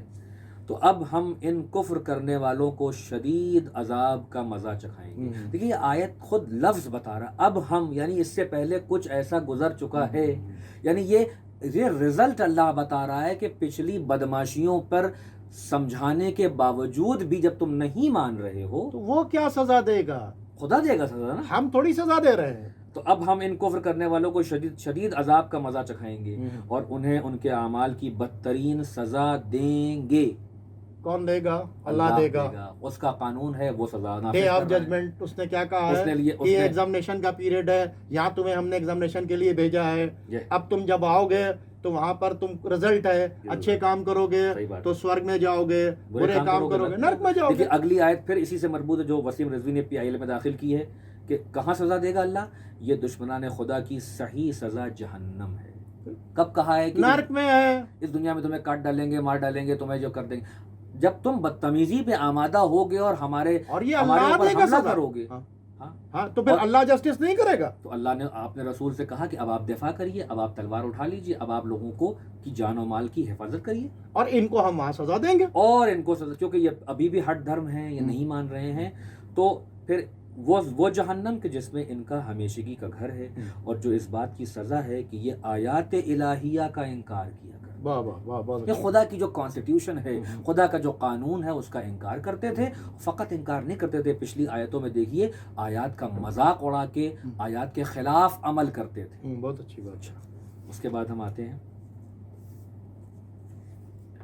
سورہ فتح کی آیت نمبر 20 ہے جس میں ارشاد ہو رہا ہے اس نے تم سے بہت سے فوائد کا وعدہ کیا ہے جنہیں تم حاصل کرو گے، پھر اس غنیمت خیبر کو فوراً عطا کر دیا اور لوگوں کے ہاتھوں کو تم سے روک دیا، اور تاکہ یہ صاحبان ایمان کے لیے ایک قدرت کی نشانی بنے کہ بغیر جنگ کے تمہاری ہیبت سے کرسچنس نے تمہارے حوالے. یہ خیبر کی بات چیت آ رہی ہے. اس میں کہاں قتل ہوا؟ کون سا قتل و غارت ہو گیا؟ خیبر کب ہوا بھائی؟ خیبر کے جو یہودی تھے انہوں نے بریچ آف کانٹریکٹ کیا تھا، اپنے کو خیبر کے قلعے میں محصور کیا اور وہاں کے اوپر آرمز اینڈ ایمونیشن جمع کیے، قاعدے جمع کیے اور ان کے پاس بھیجا کہ بھائی آپ نے یہ کیا کر رکھا ہے، تو انہوں نے بات کرنے کے بجائے حملہ کیا. ٹھیک ہے، مسلمان کا لشکر گیا، 40 ڈیز کی جنگ ہوئی ہے، آخر میں مولا کائنات آئے ہیں. تو سوال یہ پیدا ہوتا ہے یہ خیبر کی بات چیت ہو رہی ہے تو بھیا آج کہاں خیبر ہو رہا ہے؟ نہ کہیں خیبر ہو رہا ہے نہ کچھ ہو رہا ہے. تو آپ نے اس کا شان نزول دیکھا؟ یعنی آپ نے اس کا ہسٹوریکل بیک گراؤنڈ سے جدا کر کے جب آپ کسی آیت کو رکھیں گے تو آپ اس کا غلط میننگ نکالیں گے اور یہ آپ کو حق نہیں ہے. بہت اچھی بات ہے. جی. اچھا، اس کے بعد ہم چلتے ہیں اب آخری آیت کے اوپر کہ یہ سورہ تحریم کی آیت نمبر 9 ہے. پیغمبر آپ کفار اور منافقین سے جہاد کریں اور ان پر سختی کریں اور ان کا ٹھکانہ جہنم ہے اور وہی بدترین انجام ہے. بھائی آپ یہ دیکھیں کہ کس سے کہا ہے؟ اے پیغمبر آپ کفار اور منافقین سے جہاد کریں. رسول سے کہا گیا ہے. جی، یہ کب کہا گیا؟ اے مسلمانوں جہاد کرو. کہا گیا؟ نہیں کہا گیا. پیغمبر کی ذمہ داری ہے. پیغمبر کی ذمہ داری ہے کس سے؟ کفار سے جہاد کریں. اور پیغمبر کے پیریڈ کے اندر کس طرح کے کفار تھے؟ ایک خدا کو نہیں ماننے والے تھے، 360 خداؤں کو ماننے والے تھے، پیغمبر کو تکلیف دینے والے تھے، پیغمبر کو پاگل و مجنون کہنے والے تھے، پیغمبر پر اجڑی اور گندگی ڈالنے والے تھے، پیغمبر کو 70 تلواریں لے کر قتل کرنے والے تھے، پیغمبر کے اوپر 84 بار حملے کرنے والے تھے، بڑی بڑی جنگیں تھوپنے والے تھے، ان کے چچا کا کلیجہ چبانے والے تھے، خود مسلمانوں پر بے انتہا ظلم کرنے والے لوگ، بستیوں کو اجاڑنے والے، گھروں سے نکالنے والے، غلاموں کے سینے کے اوپر پتھر رکھ کے ڈیزرٹس کے اندر بٹھا دینے والے تھے، لڑکیوں کو زندہ دفن کر دینے والے تھے. ان سے کیا کہا گیا ہے؟ پیغمبر سے کہا گیا کہ اے پیغمبر ان سے جہاد کریے جب یہ آپ سے لڑنے آ جائیں، جب یہ لڑنے آ جائیں، حملہ کریں. اور صرف ان سے ہی نہیں ہے، منافقوں سے بھی ہے، کیونکہ وہ جو ہیں وہ بس میں رسول میں موجود ہیں، وہ مدینے میں رہ رہے ہیں، چھپے ہوئے لوگ ہیں کہ اندر کفر ہے باہر ایمان ہے. تو یہ منافق یعنی کہ ایکسپٹ کرتے تھے، کلمہ پڑھ چکے تھے، یہاں ملے ہوئے تھے، یعنی اور اس کے بعد یہی وہ منافق ہیں جن کے بارے میں مسجد زرار پورا پڑھیے قرآن مجید کہ انہوں نے مسجد زرار بنائی تھی کیوں بنائی تھی مسجد ضرار وہاں پہ منافقوں نے؟ رسول اللہ کے خلاف پلاٹنگ ہوتی تھی، رسول اللہ کافروں سے کو جو ہے وہ سیکرٹ انفارمیشن پاس ہوتی تھی، ضرر دینے کے لیے، یہ کفر پھیلانے کے لیے اور آپس میں تفرقہ پھیلانے کے لیے. یعنی مومنین میں لڑائی کروانا، مسلمانوں میں انتشار کروانا، لوگوں کی امن اور آشتی کو خراب کرنا، سماج کے نظام کو برباد کرنا. تو اب یہ ان لوگوں سے کیا کہا گیا تھا پیغمبر کہ ان لوگوں سے ان آپ سے جہاد کیجئے، نہ کہ قتال کا لفظ ہے. دیکھیے بڑی باریک بات ہے. جہاد کہا ہے. جہاد لفظ میں یہ ہے کہ جب ساری سیمائیں پار ہو جائیں، ساری سرحدیں پار ہو جائیں اور وہ قتل کرنے پر آمادہ ہو جائیں، تب آپ قتال کریں گے. تب آپ- آخری آپشن قتال ہے. ہاں. جہاد جو ہے وہ زبان سے ہوتا ہے، کردار سے ہوتا ہے، فکر سے ہوتا ہے، اور قلم سے منافقین، ہوتا اب ہے. منافقین سے آپ نے دیکھا کہ اور مولا منافقین کائنات سے نے ان کیسے کے کیا؟ وسیع نے جہاد کیا. کیسے کیا؟ پہلے سمجھایا، سمجھایا. بات کیا. بے شک. جمل میں حملہ ادھر سے ہوا، صفین میں حملہ ادھر سے ہوا، نہروان میں خود چڑھ کے آئے. کس طرح سے آئے اور جی. کس طرح سے انہوں نے کیا.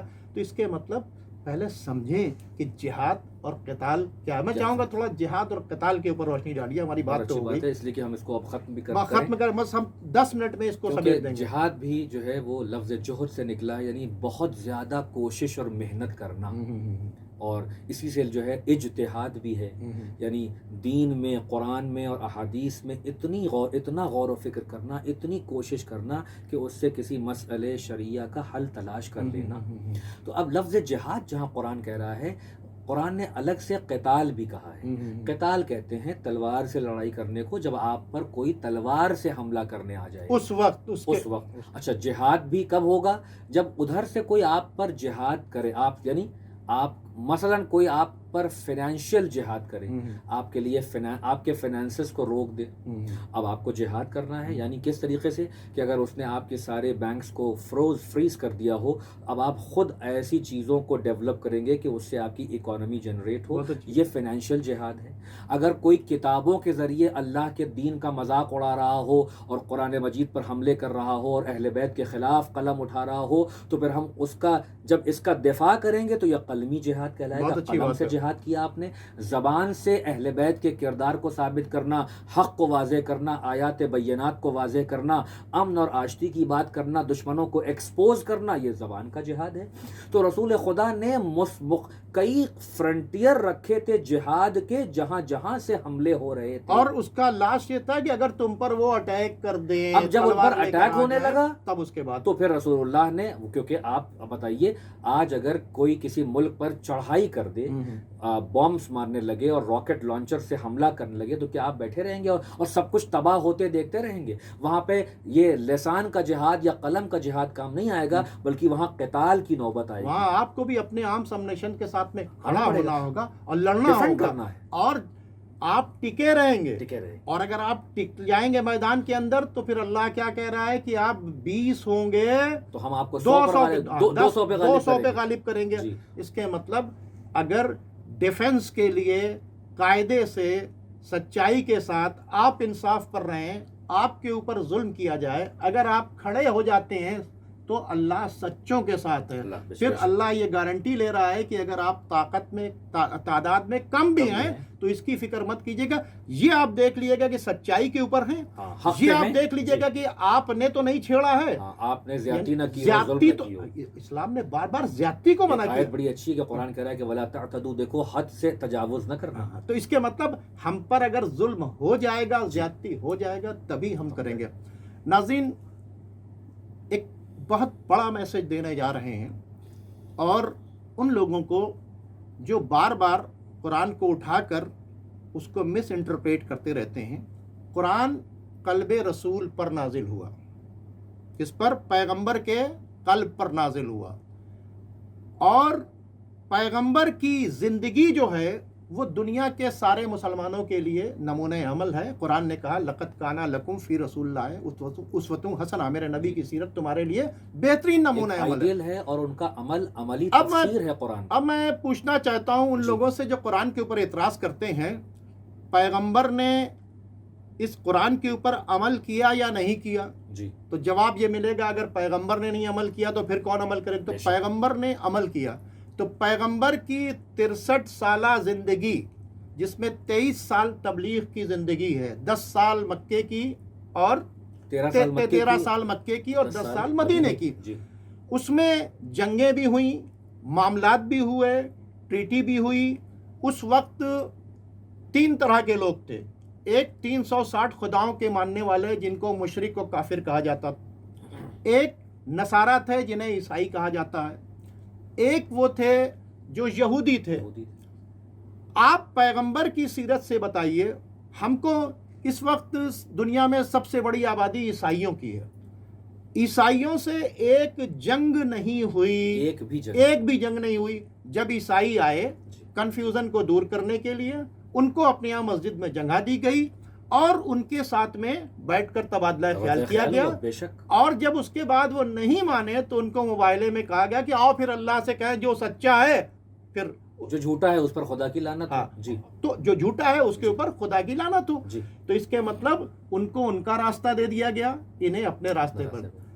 خیبر کے جو یہودی رہتے تھے، جب یہ مدینے میں گئے تو ان کے ساتھ ٹریٹی کی گئی کہ تمہارے اوپر اگر حملہ ہوگا تو ہم تمہاری مدد کرنے کے لیے آئیں گے، ہم پر حملہ ہوگا تو تم مدد کرنے کے لیے آؤ گے. آؤ مدینے میں مل کر چلتے ہیں، ٹریڈ کو پروموٹ کرتے ہیں، کاروبار کو بڑھاتے ہیں، کنٹری کو ڈیولپ کرتے ہیں. لیکن انہوں نے کیا کیا؟ بریچ آف کانٹریکٹ کیا. کس سے ملے؟ وہ 360 خداؤں کے ماننے والوں سے ملے کے خلاف مل تو. کے. اور اس کے بعد جب خیبر ہوئی ہے تو ان سے پوچھنے کے لیے گئے کہ بھائی آپ کیوں کر رہے ہیں؟ تو انہوں نے عام سمنیشن اکٹھا کر رکھا تھا اور بڑے بڑے پہلوان تھے اور ان کو اٹیک کروایا. تو اس کے مطلب جب ان کی طرف سے بریچ آف کانٹریکٹ ہوا اور خطرہ بڑھا تو اس کے بعد خیبر ہوئی. اب دفاعی پوزیشن، اب پوزیشن آتی ہے 360 خداؤں کو ماننے والے. یہ 360 خداؤں کو ماننے والے پیغمبر سے لڑنے کے لیے آئے، پیغمبر ان سے لڑنے کے لیے نہیں گئے، کبھی نہیں گئے. اور جب فاتح کے حیثیت سے مکے کے اندر پہنچے، یہاں تک کہ ان لوگ اس سے پہلے جب پہنچے تو ان سے کہا کہ ہم طواف بھی نہیں کرنے دیں گے. تو یہ انہوں نے صلح حدیبیہ کر کے واپس چلے آئے. اب اس کے بعد جب ان پر فتح حاصل کی تو کہا دیکھو کسی کے مکان کے اوپر قبضہ نہیں کرنا، جو فلاں کے مکان میں چلا جائے تو اس کو پناہ دے دینا. اور یہاں تک کہ میں نے بیچ میں کہا تھا، میں لاسٹ میں بھی کہنا چاہتا ہوں کہ بدترین دشمن ابو سفیان اور اس کی بیوی ہندہ، جس نے کلیجہ چبایا تھا جناب حمزہ کا رسول اللہ کے چچا کو، اس کے ساتھ بھی کیا سلوک کیا؟ کیا کرتا کوئی آدمی اگر پہنچا ہوتا؟ دنیا کا کوئی بھی آدمی ہوتا تو سب کے سامنے اس کو بدترین سزا دیتا. لیکن اس نے کہا، اس سے پوچھا، چوائس دی، بتا تیرے ساتھ کیا کریں؟ تو کہا ہم جیسے تھے ہم نے وہ کیا، آپ جیسے ہیں آپ کو کیجئے. تو کیا کہا کہ جاؤ ہم نے تمہیں آزاد کر دیا، یعنی واجب القتل ہو لیکن آزاد کر رہے. ناظرین کرام، تو پیغمبر کی سیرت میں کوئی بھی شخص ایک دکھا دے کہ پیغمبر نے کسی کافر کو، مشرک کو، یہودی کو، نصرانی کو کہیں پر بے گناہ ہلکا سا بھی ضرر پہنچایا ہے. بلکہ ہم کو یہ ملتا ہے کہ ان کے اوپر جو کوڑا پھینکتی تھی یہودی بڑھیا، جب وہ بیمار ہوئی تو اس کو دیکھنے کے لیے آئے. حضرت علی کی سیرت کے اندر ہمیں یہ ملتا تھا کہ ایک مزدور جا رہا ہے تو کہا دیکھو اس کے پیر کیسے کانپ رہے ہیں. تو کسی نے کہا کہ یہ عیسائی ہے. کہا کیسی بات کر رہے ہو، وہ اللہ کی مخلوق ہے. انہوں نے خط لکھا مالک اشتر کو، کہا کہ تمہاری بھی تم دو لوگوں کے حاکم بنائے گئے ہو، ایک جو خدا کو مانتا ہے اور ایک جو نہیں مانتا ہے. تمہیں دونوں کے ساتھ انصاف کرنا ہے، تمہیں دونوں جگہ کا حاکم بنایا گیا کیونکہ تمہارا بنانے والا اور اس کا بنانے والا ایک ہے. تو ناظرین پہلے ان چیزوں کو سمجھیں. میں چاہوں گا ڈاکٹر صاحب جو لاسٹ میسج ہے وہ آپ دیجیے. بہت اچھی بات آپ نے کر دی ہے. اور اس کو ختم یوں کرتے ہیں کہ محمد اور آل محمد ان کی سیرت السلام یہ قرآن کے اصل میں مفسر قرآن ہیں، اور یہ اپنے کردار اور سیرت اور گفتار اور اعمال اور افعال سے قرآن کو انٹرپریٹ کرتے ہیں. آپ رسول خدا سے لے کر اور 11ویں امام تک وہ سب کی حیات طیبہ کو پڑھ ڈالیے، سب کی سیرت موجود ہے. کہیں آپ کو نہیں ملے گا کہ انہوں نے کسی کے ساتھ پارشیالٹی کی ہو، کسی کے ساتھ ڈسکرمنیشن کیا ہو، کسی کی جان یا مال یا عزت اور آبرو پہ حملہ کیا ہو. بلکہ اس کے برخلاف آپ کو ملے گا چوتھے امام سجاد علیہ الصلوۃ والسلام کے بارے میں یہ ہسٹوریکل پروف کے ساتھ موجود ہے کہ آپ کے بھائی کا قاتل چھپا چھپا پھر رہا تھا اور آپ نے اس کو اپنے گھر میں پناہ دی تھی. بہت اچھی بات ہے، جب اس کی جان کو خطرہ تھا. امام حسین علیہ السلام کون نہیں جانتا کربلا میں ان پر کتنا ظلم ہوا ہے. آخری وقت تک کہہ رہے ہیں کہ میں تم کو معاف کر دوں گا، ابھی توبہ کر لو. یعنی جو 1000 کا لشکر گھیر کے آیا ہے، پانی پیاسا ہے، جنہوں نے ان کے 6 مہینے کے بچے کو قتل کر ڈالا، 18 سال کے جوان کو قتل کر ڈالا، 32 سال کے بھائی کو قتل کر ڈالا، اب بھی کہہ رہے ہیں میں تمہیں معاف کر دوں گا، توبہ کر لو، میرے خون سے باز آ جاؤ. یعنی یہ سیرت ہے. رسول خدا ہوں وہ کافروں کے لیے اپنی ابا بچھا دیتے ہیں. اگر کسی یہودی یا نصرانی کا جنازہ جا رہا ہو تو دیکھ کے کھڑے ہو جاتے ہیں احترام میں کہ بندہ خدا کا انتقال ہو گیا ہے. یعنی یہ سیرت ہے کہ اپنی گفتار سے، اپنے کردار سے، اپنے رحم سے، اپنی سیرت سے، اپنی بلیغ نظری سے سب کو ساتھ لے کے چلے ہیں، سب کا احترام کروایا ہے، سب کے حقوق کی پاسداری کے لیے کہا ہے. کہیں ایک جگہ بھی نہیں ملتا ہے کہ مسلمانوں سے کہو کہ فلاں جگہ چلے جاؤ، وہاں کافروں کی بستی جا کے آگ لگا دو، سب کی جا کے گردنیں کاٹ دو، جو کلمہ نہ پڑھے اس کی گردن اڑا دینا.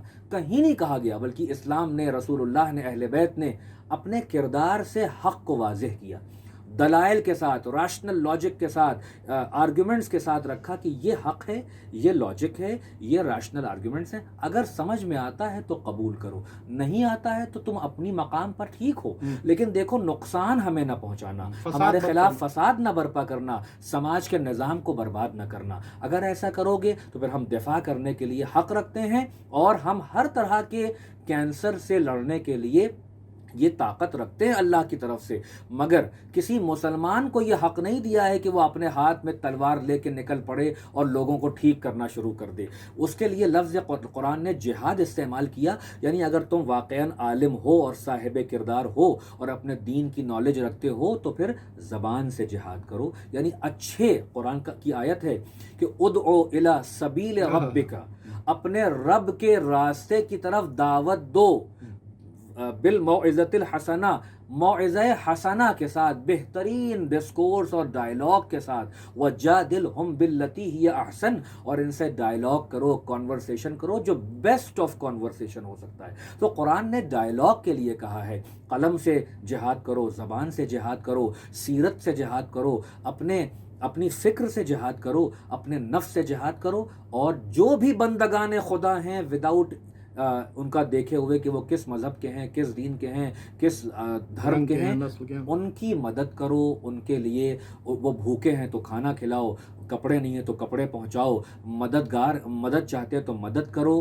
اور امن و آشتی کے ساتھ اس سماج میں رہو. ناظرین دیکھیے، پیغمبر پر یہ کتاب نازل ہوئی. پیغمبر جب دنیا سے جا رہے تھے تو بتا گئے تھے کہ لوگ میرے نام کو مس یوز کریں گے، میرے اسلام کو مس یوز کریں گے، قرآن کا مس انٹرپریٹ کریں گے. اس لیے پیغمبر صرف کتاب نہیں دے گئے تھے، کتاب کے ایکسپرٹس بھی دے کے گئے تھے. انہوں نے کہا کہ میں تمہارے بیچ 2 گراں قدر چیزیں چھوڑ کر جا رہا ہوں، ایک قرآن اور ایک قرآن کے ایکسپرٹس، جانکار، یعنی اہل بیت. ٹھیک ہے، تو اس کے مطلب کہ ایکسپرٹ کے پاس کتاب چھوڑ کر گئے تھے. ایکسپرٹ کی زندگی آپ پوری اٹھا کر دیکھ لیجئے، 255 ہجری تک کی زندگی آپ اٹھا کر دیکھ لیجئے. اس کے بعد قرآن اور اہل بیت کے ماننے والوں میں اگر آپ دیکھیں تو مراجع کرام کی زندگی اٹھا کر دیکھ لیجئے. آج قرآن و اہل بیت کے ماننے والوں کو اگر آپ کو دیکھنا ہے تو ایران و عراق کے اندر دیکھ لیے کس طرح سے وہ ان لوگوں کے ساتھ لڑ رہے ہیں جنہوں نے مس انٹرپریٹ کیا.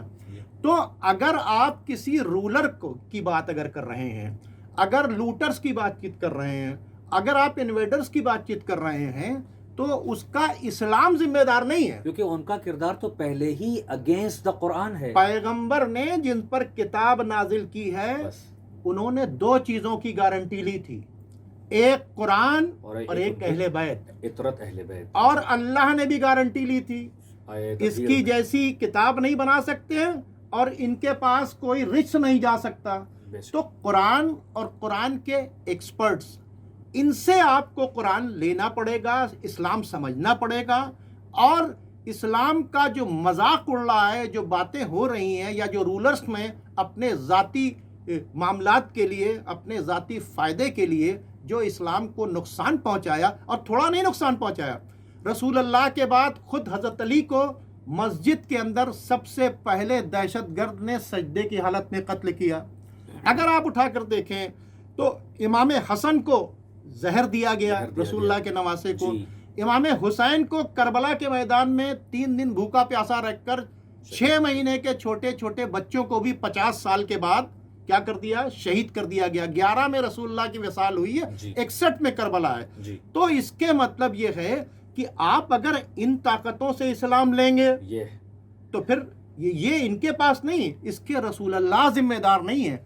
रसूलुल्लाह कुरान के जिम्मेदार हैं, रसूलुल्लाह अहले बैत के जिम्मेदार हैं। और यही वजह है कि हर नमाज में मुसलमान चाहे दुनिया में कहीं रहता हो, रसूल के और आले रसूल पर दुरूद भेजता है और यही चाहता है कि, और दुआ करता है कि ये वो इनाम वाले हैं जिनके रास्ते पर कायम रख। तो आप इस्लाम पर एतराज़ न करें, आप कुरान पर एतराज़ नहीं करें, उन रूलर्स के ऊपर आप एतराज़ करें। उनको हम भी बुरा कहते हैं, आप भी बुरा कहते हैं, क्योंकि इस्लाम किसी बुरे को अच्छा कहने की इजाज़त नहीं देता। यही इस्लाम है। अब चूँकि नाज़रीन दामने वक्त में बिल्कुल गुंजाइश नहीं, इसलिए मैं चाहूँगा कि मुख्तसर से लफ्ज़ में 1 या 2 मिनट में चाहूँगा कि डॉक्टर साहब आप अपने पैगाम को दीजिए और इसको ख़त्म किया जाए। बहुत अच्छा, आपने सब बातों को समेट दिया है।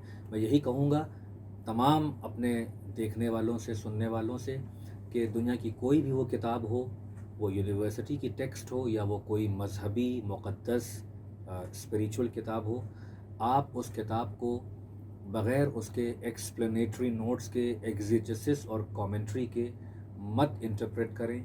उस हर किताब का एक हिस्टोरिकल बैकग्राउंड होता है। उसके अंदर जो टेक्स्ट है वो ख़ुद, उस टेक्स्ट के अंदर भी मल्टीपल टेक्स्ट होते हैं। आप टेक्स्ट को कॉन्टेक्स्ट से अगर जुदा करके किसी किताब को भी देखेंगे, उसमें आपको बहुत परेशानी नज़र आएंगी और आपका इंटरप्रिटेशन गलत होगा। इसीलिए जब आप न अरबी ग्रामर जानते हैं, न कुरान के अदब से वाकिफ़ हैं, न बलागत से वाकिफ़ हैं, न तफसीर से वाकिफ़ हैं, और आप कुरान मजीद पढ़ना चाहते हैं, तो ट्रांसलेशन के ज़रिए आप कुरान के असल पैगाम को नहीं समझ सकते हैं।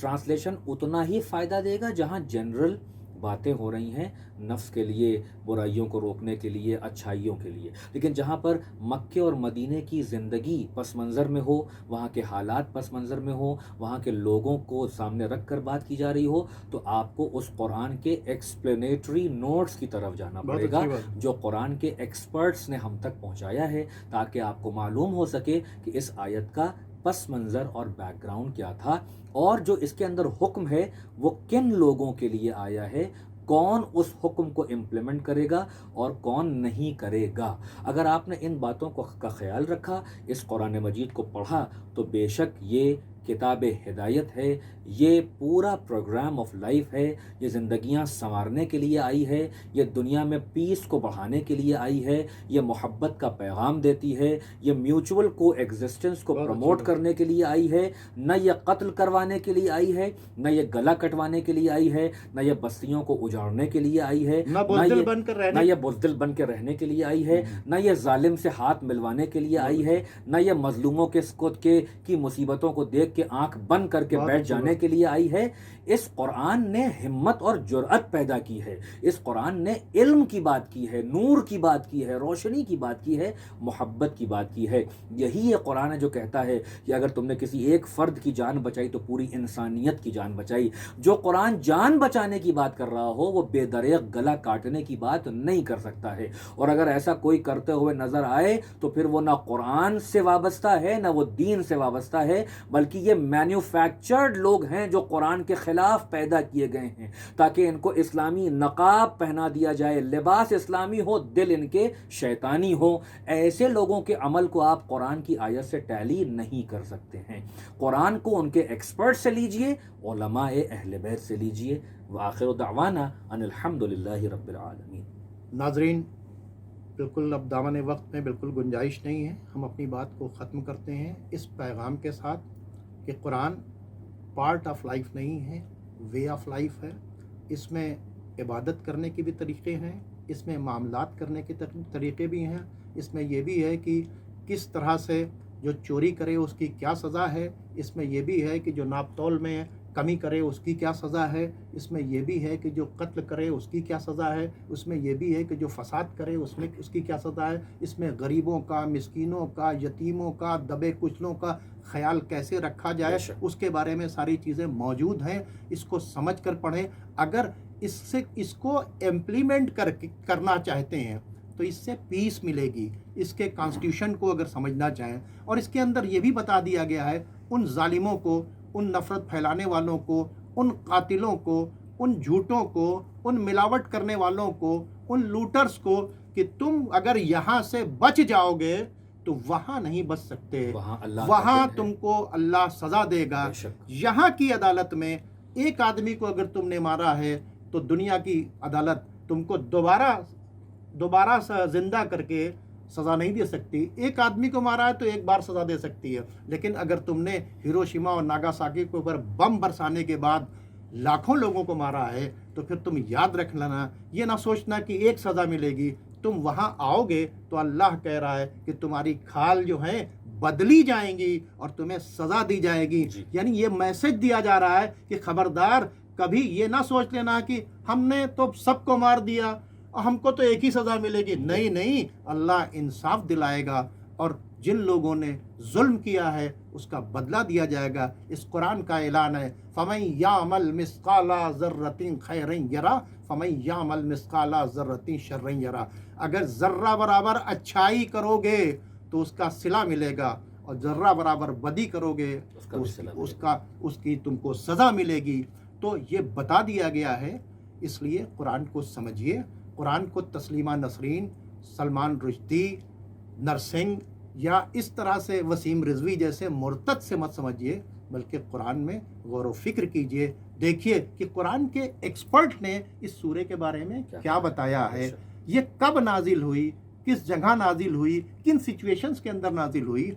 उसको मुसलमानों के ऊपर चस्पा करके सारे मुसलमानों को अगर आप जालिम साबित करने की कोशिश करते हैं तो आप जालिम नहीं साबित हो पाएंगे, आप जालिम नहीं साबित कर पाएंगे, बल्कि आप खुद जालिम हो जाएंगे। बस आप हमें और हमारे मेहमान को इजाज़त दीजिए। खुदा हाफिज़।